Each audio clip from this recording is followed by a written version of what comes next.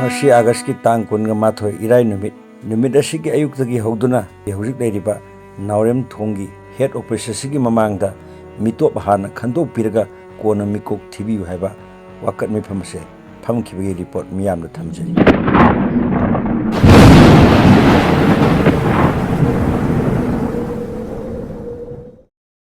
unit kudingi constituency kudingi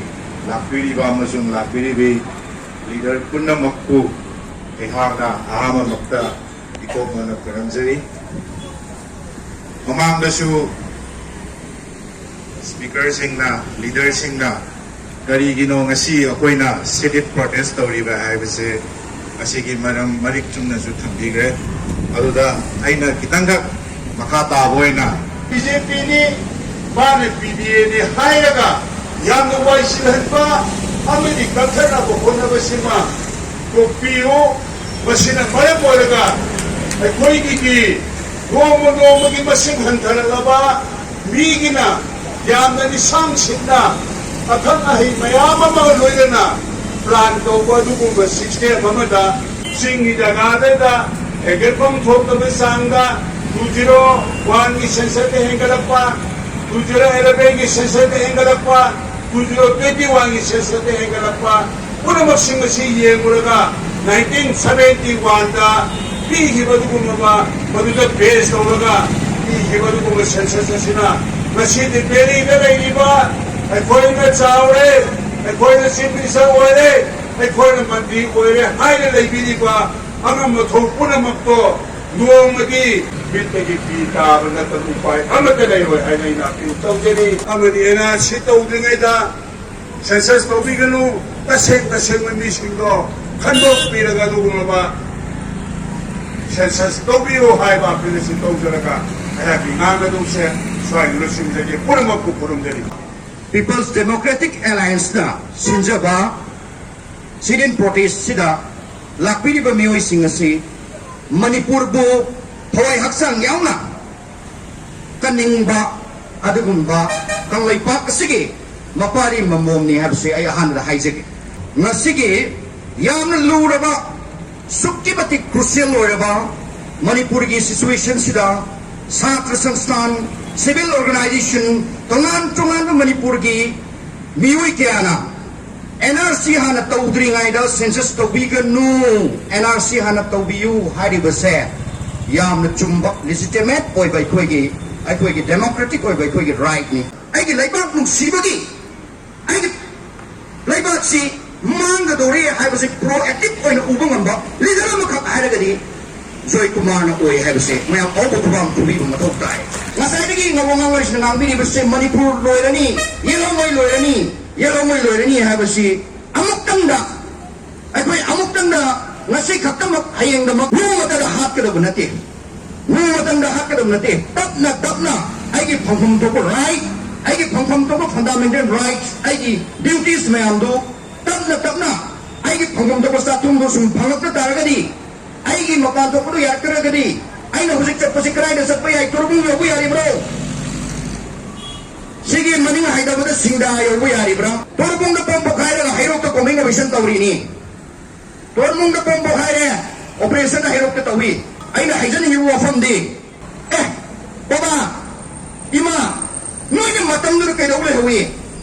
hai basigi matam dur noine kai dawi hai ba matam da koi khumbang moy koi ni mai losan gani losan na isa sing kamamit ta gimpi taraga magi satum magi right una maksi mata kandadi akoi onsan haran kapagi matam do koi madu hengani hai ba adu nadi kai batai chap charaba lakadoi ba election anytime tawjara khno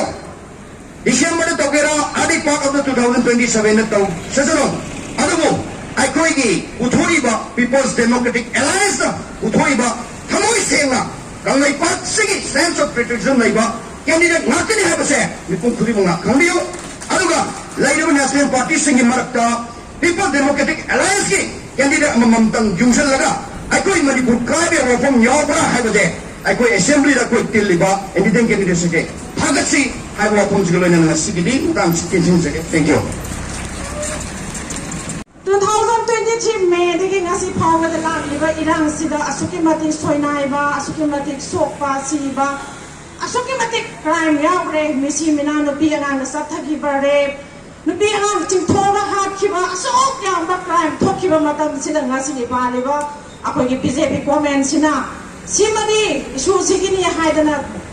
nakai sena jangjang launa kana u puthokpa yakhran bageba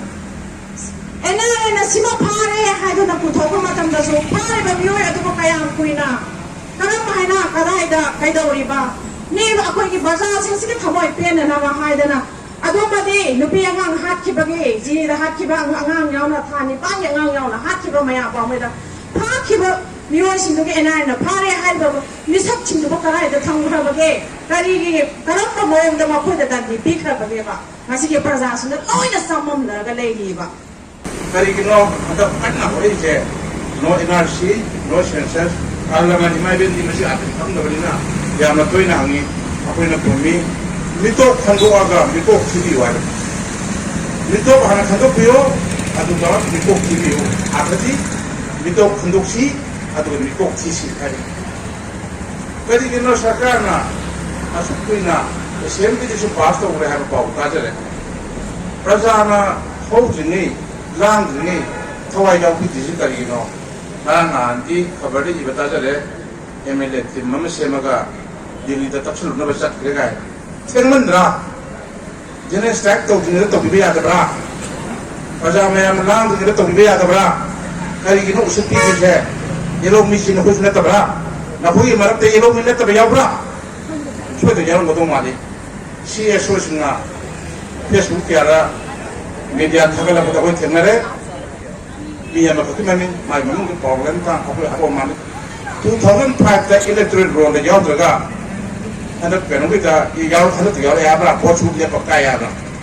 sung ba ching na bisin du ko ko saka private na berina losan ra madu khanga ni hadana adu ko handa ki pote awang general staff se kaya mo ya no phajage bu mani pura thok ba general staff ta ada nung tharega ada khanare ga yang thokani ada jam thoke karige soro karam chatre koi support awe jene sta koi support awu na bodna thokre aina thenga charpa mate kradang yang mangda tamdege ya thabak tawjarami madamada ese supervisor mena census ki matam chal hai si 1990 kha asiden chai kun ku thage mai wai matamda aina chingdu sanga matamda kula kudi men sangi kundu koi matam sida kala to ite kula kudu na ahing doma ai bu yer ma thonga ka kadana ku ahing ahum le mama hai akoi sike kun sidi koi gi ni di loina ba nagale thangna bine nagale le sakhi adu apoi mapam sidi apoi dhondam lai sonong chali adu missing di yung mamanda si pandabi ade na ma le samse ma ngona pire le sinje loino hatang na hatre dana madu ya phakatu ta ka nang hai apoi su matam yam je boi ki ro makit ki de to boda bo khola ko ki wai akan ba yam hai da su mungda le wa pham yam da koi khangi apa na ko le du mokoi bangak se le wa matam du ki me yam sing ngak se le du ma do ba to diaw apa tu tangai pada nama tu kita sendiri macam apa ni soleh le terus so ni tu lagi apa sukses tu ada macam nama tu ki macam tu ke honga makoi planning makada ni le terus so ni le harus macam tu ki oiba tu pelak person na terus dambura tu ni bakta makoi ko budhe mo le na tu cing tu isi logo ni jangan yang mengai tu after all I observe na kampo kita matam kertai 201 ada ida na after 205 direksida yang mengai itu sudah ketemu matam da census matam yang kana wangka kiba mane puki census sinsi anga ko pang high level ga sigi laiba singi area sing la kim tam sida ko yo table da phammi adu innovator magi sobaja me tha matam ko no pire pire program sinsi to tell a highway I di hana 10%, 3% warambadiki matamda sami matakta percent hingalaga mitpuspa. Order adudagi ekana observation taw sidi yawa. Simi chale chale tanu mipa observe. Sin samay taw de mai pusapa mangta matangam nongda bai ini bagi singi sinau praja singsi adu dari wan tan namasi sinau bitin dominant taw bidana bete le bat ta manipur se tonga ba demo ka asai hanya de ba ka kibiya ya habigi akoi thamye prasad akoi mathak thongsinga adu upai de madune je rejalong maraga संसद सो मका थगे ngasi ngasi ma thoi bu thogok sini mamang na okay okay level ma sida संसद si adum ma high level da wang khala si bi ngasi ma imbalance so bi obun sina ta ma ki be di huje tongan ba jati sing memang de ki uji hai na ru ni si action mani memang ne changsale ba ate te ti changsale nyam tin chana ko imbalance so ga ko sida ta chen kinga ba ba de even ayang generation da pheda even gap ama latna akoi si tasena koi pungkol jumuk kidra habagi mi paiba musung ngai ta ba thau akoi gi matam da ni ko yang kan iran haujo du akoi kan mong mau dre ko ga khamsa ba atu ko timing na tun ekoi nuji ngasi ma akoi sit important story che hai nei thum jage arna matham matam changa da sainga di ho chumi akoi mari lena ba inda government amso man program ngi lady ho kam bagi mari lena ba opposition da matam chadana amso apam chadana lebas ki peace funding da no NRC no census amso proper census torda so bagi even am mari chomba shanti le kam le ba shanti le kam da to hon mi wa phom do ai motos thamdage abujik lai ve keno yesa jiti semicolon hyphen natragan yumna everything loina chitha ya da form ya kanna ko ki leiriba mari leina ba disi ki inpaja chege electron community leiriba kambu jingtan tor ko do form to tor ko kami singa bu samana tor ngadarne haiba se ko kunga singa ba phai aruna yargadi chege matang rasu proper ko ki full salama leidana singta manadana ko ki handa ki proper ko ki draft to program hanya do phone ge ma sida ngasi to honin ge pa ma so matali sida ko na phone matam cha na ta hoda gadi koi tum gi miron da sok ka dam sing do koi na but the tower so protection not ragana the defense to ko na gi tamza se the lomin se wa phone thamga thank you kono ko ai very soon no NRC no census si batanga koi bantu biba pajai yo pajai support amia wi keno mayama mayam pangre koi no usu ure PTA na aiba demansi koi fully support oi aibse mayam na si koi tiliba mayam si koi certificate na tamjake manipur mayam pajana waga kota tawdigi BJP pamnade aibigi mayam no daiba adu da sunatana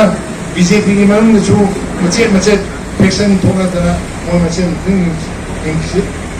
badigi kana main dong na matani 2026 da BJP na election thengani kana main dong campaign dogani aduna soidena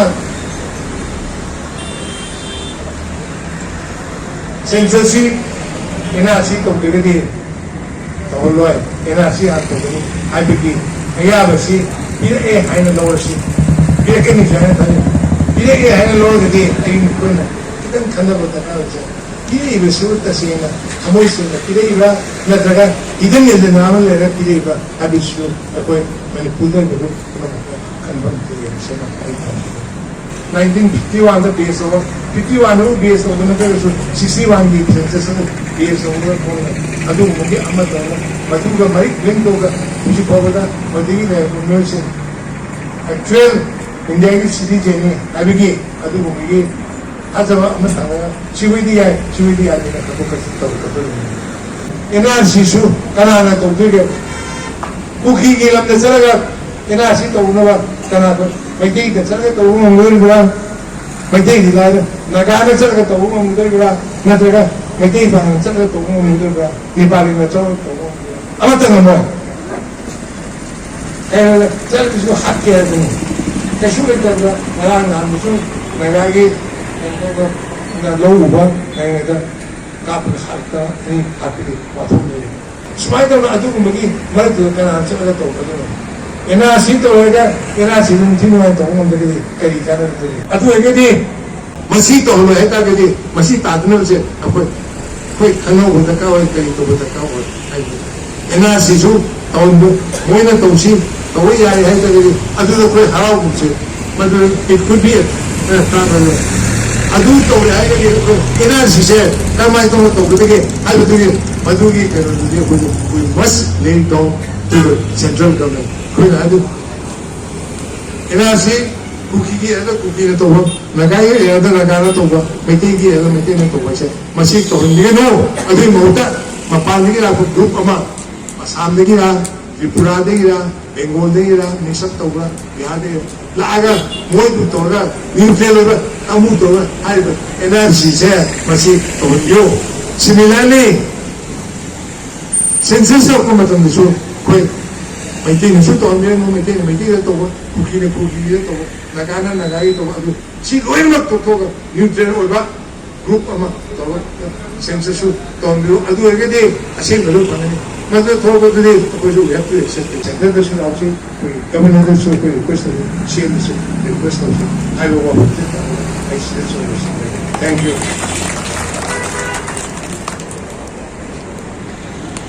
ꯉꯁꯥꯏꯗꯒꯤ ꯋꯥꯔꯕꯁꯨ ꯋꯥꯅ ꯂꯩꯕꯥꯛꯀꯤꯗꯃꯛꯇꯅꯤ ꯈꯜꯂꯒ ꯉꯁꯤꯒꯤ ꯋꯥꯀꯠ ꯃꯤꯐꯝ ꯑꯁꯤꯗ ꯐꯝꯕ ꯌꯥꯎꯕꯤꯔꯤꯕꯁꯤꯡ no NRC no NRC no NRC no normalcy no normalcy no normalcy long live थागतसरी पुनमकपु ꯍꯧꯖꯤꯛ ꯃꯅꯤꯄꯨꯔꯗ 2023ꯗꯒꯤ ꯊꯣꯛꯂꯛꯂꯤꯕ ꯏꯔꯥꯡ ꯑꯁꯤꯅ ꯃꯌꯨꯝꯗ ꯅꯤꯡꯊꯤꯅ ꯅꯦꯇꯥꯅ ꯍꯟꯖꯤꯟꯗꯗꯨꯅ ꯂꯩꯔꯤꯕ IDBꯁꯤꯡꯕꯨ ꯅꯤꯡꯊꯤꯅ ꯅꯦꯇꯥꯅ ꯍꯟꯖꯤꯟꯍꯟꯕ ꯑꯃꯁꯨꯡ ꯊꯣꯛꯂꯤꯕ ꯏꯔꯥꯡ ꯄꯂꯥꯡꯁꯤꯡꯁꯦ ꯅꯤꯡꯊꯤꯅ ꯅꯦꯝꯊꯔꯕ ꯃꯇꯨꯡꯗ NRC ꯍꯥꯟꯅ ꯇꯧꯕꯤꯗꯨꯅ ꯁꯦꯟꯁꯁ ꯀꯣꯟꯅ ꯇꯧꯕꯤꯌꯨ ꯍꯥꯏꯕ ꯋꯥꯀꯠ ꯃꯤꯐꯝ ꯑꯗꯣ ꯂꯣꯏꯁꯤꯜꯂꯛꯄꯗ ꯂꯥꯏꯠ ꯔꯤꯐ꯭ꯔꯦꯁꯃꯦꯟꯠꯒ ꯂꯣꯏꯅꯅ ꯋꯥꯀꯠ ꯃꯤꯐꯝ ꯑꯗꯣ ꯂꯣꯏꯁꯤꯟꯈꯤꯕꯒꯤ ꯁꯛꯇꯝ